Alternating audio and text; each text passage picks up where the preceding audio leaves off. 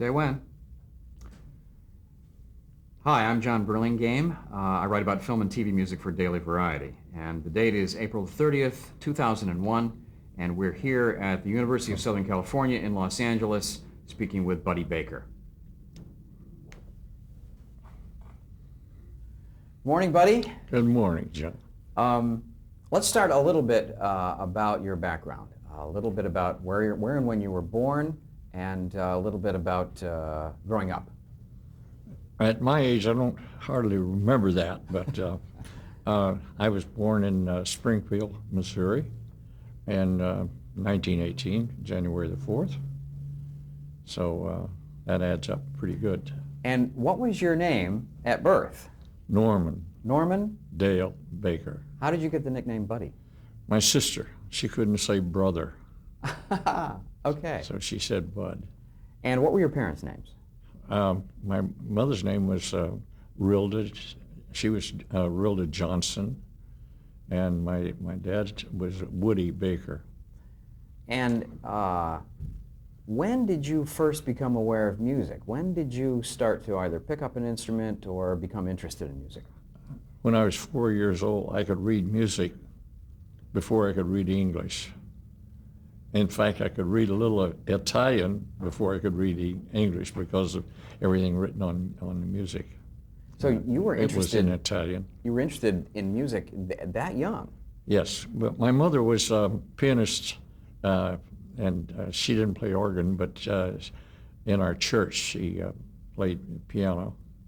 My sister came up as a church organist, and she still plays in church. And your father, was he musical at all? I beg your pardon? Was your father musical at all? Yeah, he was a singer. Yeah, And- he sang in church choirs.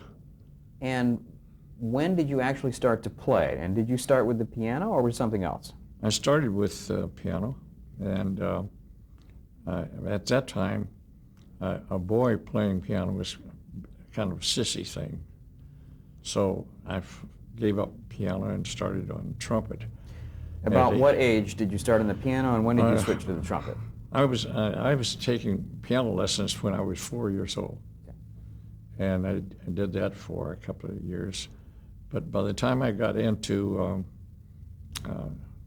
junior high school, I had been studying trumpet for a couple of years even before that. When did you start to play in bands? In high school or in junior high? Junior high school, band and orchestra. Now, this would have been in the 30s, right? 30s, yeah. And was your interest more toward jazz and big band, or were you interested in classical music as well? I was primarily interested in classical music in the beginning, and then I had a great interest in the Gershwins and the pop music of that day. So that was, I guess I'd have to say, I acquired an interest in popular music. Were you directed toward a music career as early as high school? Did you know you were going to make your living in music? Not really, because when I was a youngster, I had an art career that I could have worked on and accomplished something there. Also, believe it or not, I was a pretty good baseball player, and at one time I was what would be called sandlot baseball today, but it was one of the Cardinal farms. So it was semi-pro ball. Actually, it's Sunday's pro ball, Yeah. Semi-pro. And about when was that? It was in the 30s. So how old were you, would you say, when you were playing with the Cardinal farm team? Well, actually, I would say it was about 36, Okay. 35, 36, somewhere in there. Okay. Where did you go to college?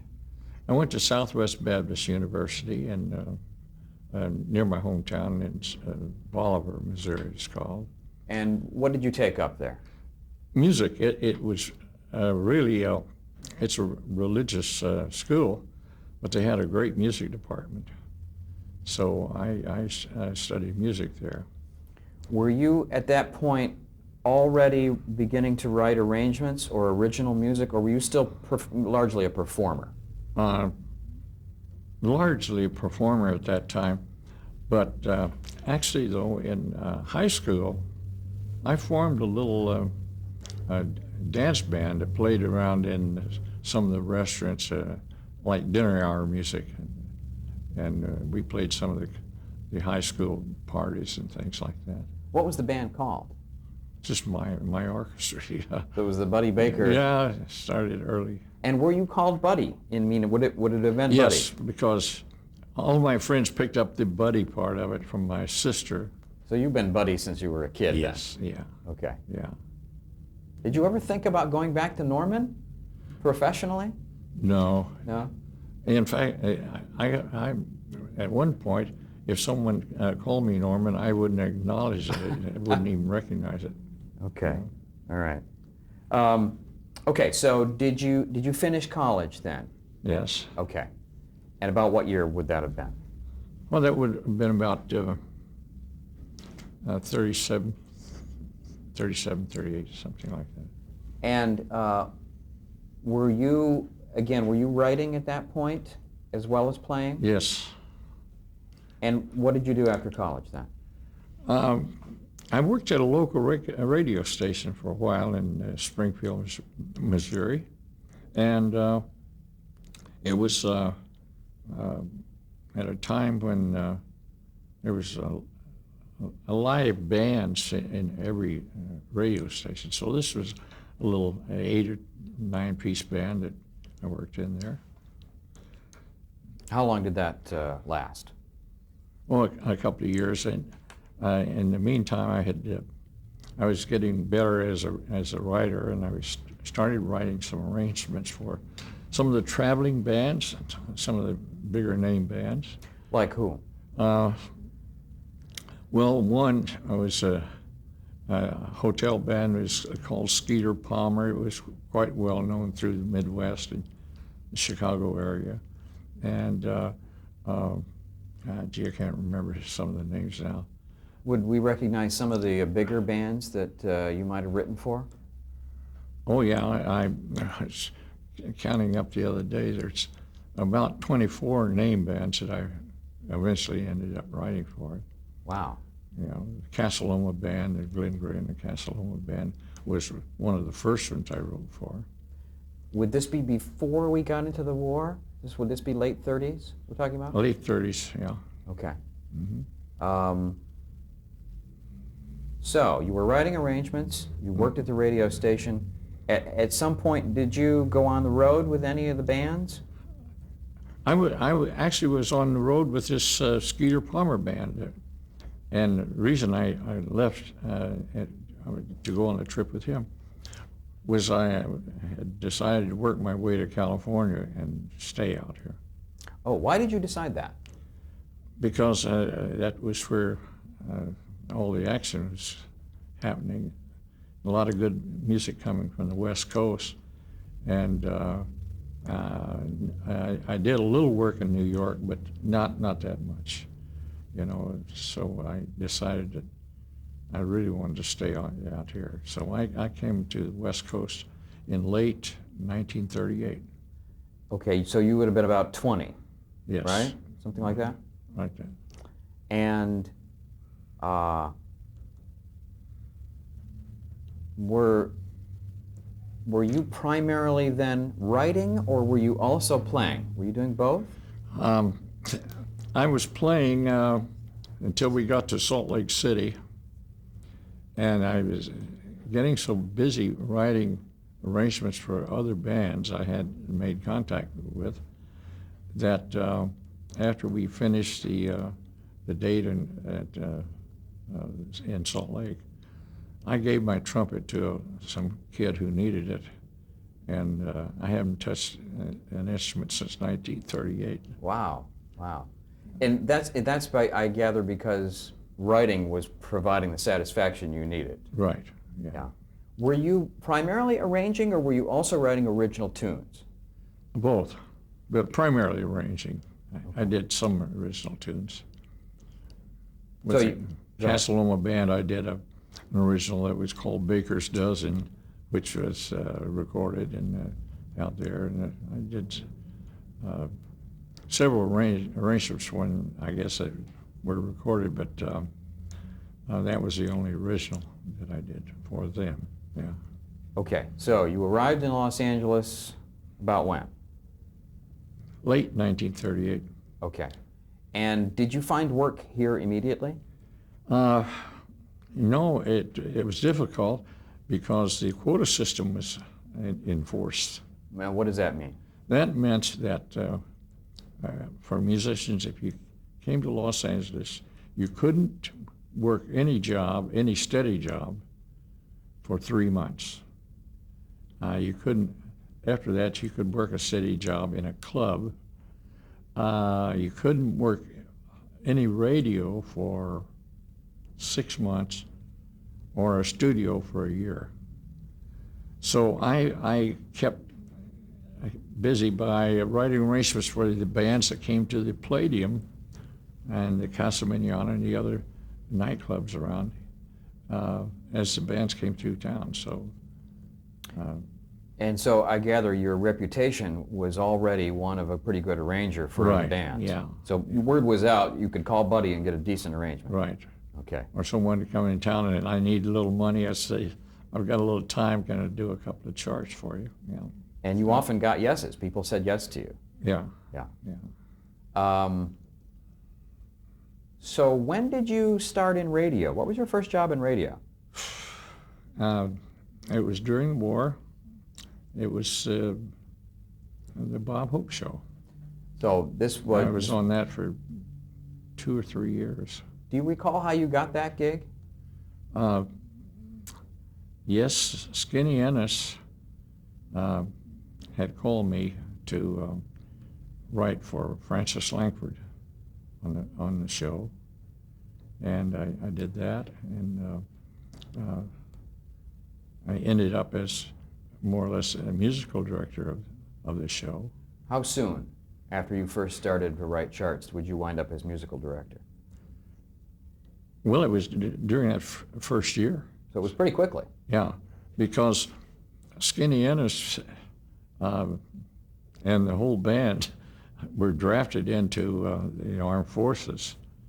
And at that time, we went on to search for a new band for the Hope Show. And that was, and we ended up with Stan Kenton on there. Wow. And I ended up doing his first big hit arrangement, and her tears flowed like wine. So That's great. that's the way Stan got on the band, and he was a wonderful person. But the strange thing about Stan, he really hated the show because he didn't get to play anything. But I used to tell him, Stan, you know, you work Balboa Ballroom, and you have 300 people there, and here you've got 30 million people hearing you every week. You know, so he still didn't like the show that much. So. How much did you actually work with Bob? Quite a bit. I used to try to. Francis Langford would want to do a certain tune, and we would sort of plant a seed with Bob, and the first thing you know, he would suggest to me, why don't we do a certain tune? And so I used to kind of be in contact with him that way. Was the Bob Hope Show once a week or more often than that? Once a week. Once a week. Mm-hmm. And what night was it on? Tuesday, I believe, And this was live? live. And what network, do you recall? Was he with NBC at that time? NBC, yeah. How big a band did you have? 18. Did you conduct, or did Stan? Well, when Skinny Ennis was there, he conducted the band. When Stan was there, he would conduct, sometimes I would conduct the show stuff. What do you mean when you say the show stuff? Yeah, Frances arranged it for her or something like that. Okay. Or if Stan was ill or something, I would conduct the whole show then. You were still pretty young, it seems to me, to be musical director of a radio show. Am I right? Yeah, I was You were about maybe 23. 23, Something like that. Yeah. Doesn't that seem like that must have been exciting? Well, to tell you the truth, I didn't even think of it then. His job had to be done, so I just did it. How much writing were you doing? Were you writing arrangements for 4 or 5 numbers a week? More? Well, at one time, one year there, I believe it was 43, I was writing all the music arrangements needed on the Bob Hope show, and I was doing the opening number on the Jack Benny show and sending it back to Phil Harris. So I did that for a year or two. How long did you stay with Bob's show then? It was either 2 or 3 years. I've forgotten exactly. Then Les Brown came on. But toward the end of the Hope show, you also started working on the Benny show. Yes. Okay. Be on the road with the Hope show and sending an arrangement back to Phil Harris they were on Sunday. So I would double up on that. How often would you be on the road in that period of time? With Bob Hope, you can never tell. One time we went out and we thought we were going to be out 4 weeks, and we were out like 8, 12 weeks, something like that. Would you be all over the country? All over the country, yeah. Did you do other radio shows? Yes, I did. For 2 years, I did Kay Kaiser's College of Musical Knowledge. I did that.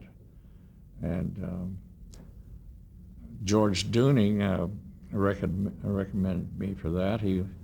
When he got drafted into the Navy, or he went into the Navy, I don't know whether he was drafted or not, but he suggested that I take over his spot there. How did you stay out of the war?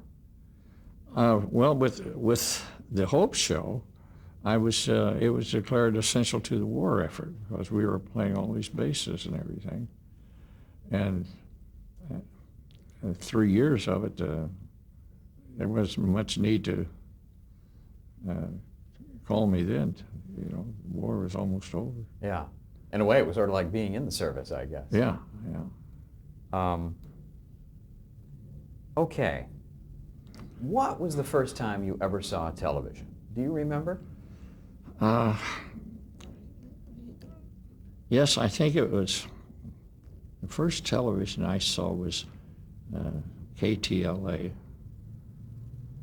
And I think it was something like a roller derby or something. Do you think that was It was after? on a little tiny screen. Do you think that was after the war, or during? It was after, I believe. Okay.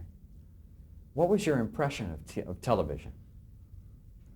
Well, at that time, I thought maybe it'd be nice if they had some big shows on it, you know, with more music, because it was just live shows, and I don't think they had anything recorded up ahead. I wasn't sure at the time. Did you? But I knew it was going to be the big thing that it became, you know. So you figured it would be around. Did Right. you, well, after the war, did you stay with radio? What did you do after the war? After the war, I stayed with radio, and then I got into phonograph records. I worked with a record company for several years. What company? It was called Exclusive, and we had some specialized people on there. Herb Jeffries, I made I don't know, 2 or 3, 4 albums with Herb. And What kind of music? well, the first music with him was from Ellington's. What was the show that the big show? Duke Ellington and Herb, Jump for Joy. Jump for Joy. We did an album of some of those Ellington things, and mainly it was pop standards. Great voice. And he So- still sings great to this day. So were you working there as arranger, as conductor, or both? Both. Okay. And how many records did you say you did with Exclusive? Did you do a lot? I did a lot of singles. I did a couple of albums of my own. I did albums with Herb. I did recorded Frances Wayne there. She was on the staff. So they had some good people, considering it was just an independent label at the time. But Did you have any hits? did I have any hits? Or did any of these, or did the Exclusive records sell well? Oh yeah, they had some. They had the Joe Ligon's group, which was a big hit of rhythm and blues at the time, and Johnny Moore's trio was big at the time.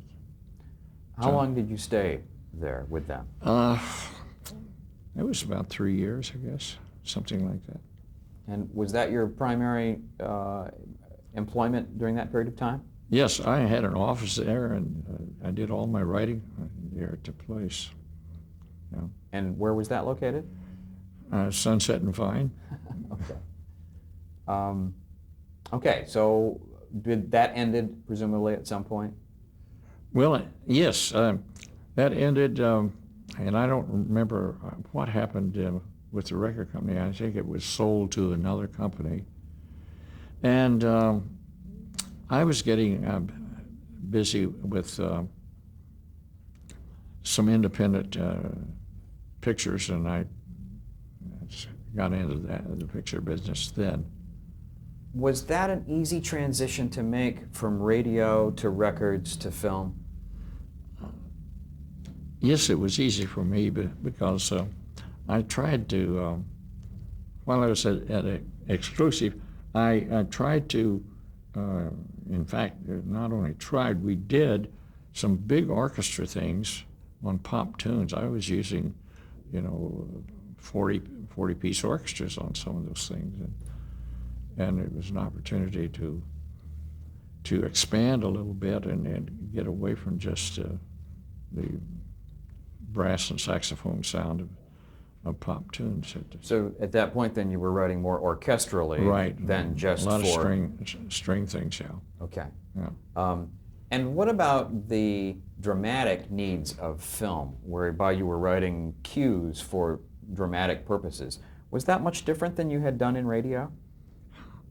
Yes, I think it was quite a lot different, but because radio, you had a lyric to go by, but when you have a visual situation, it's different. You can get into it a little more. So your first opportunities in film then were with small independent film producers? Yes. I can't remember. I remember one picture it did that did pretty well. It was called Wicked Woman. Wicked Woman. Yeah, with I think Beverly Michaels was the star of it. And Who was the distributor? Do you remember? Was it one of the low-budget houses like Monogram or PRC? I don't remember that. Okay. Okay. Okay. So, did you do any television prior to your association with Disney? Not really.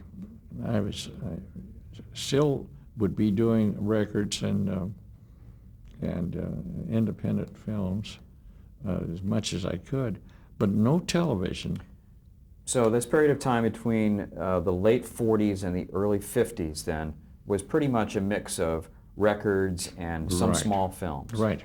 Okay. Yeah. Then, were you teaching during this period of time? Yes, I taught over at LA City College, and I had a big wind ensemble, which was comprised of a full symphony woodwind section, plus 4 French horns, and 3 string basses, I believe it was. And we could, it was a marvelous group. In fact, Capitol Records, we were going to try to record there, and they thought it was too good to, that they couldn't sell it because they weren't in that end of the business. Yeah. It was really a good sounding group. So I taught there, and then I taught arranging at LA City College. In fact, Jerry Goldsmith was in one of the classes. No kidding. Yeah. So that would have been about when? Can you guess? I would guess 52, Okay, early something 50s. like that. Have you ever spoken to Jerry about those days? Does he remember Yeah, having you in he class? brings it up once in a while. Yeah. Yeah.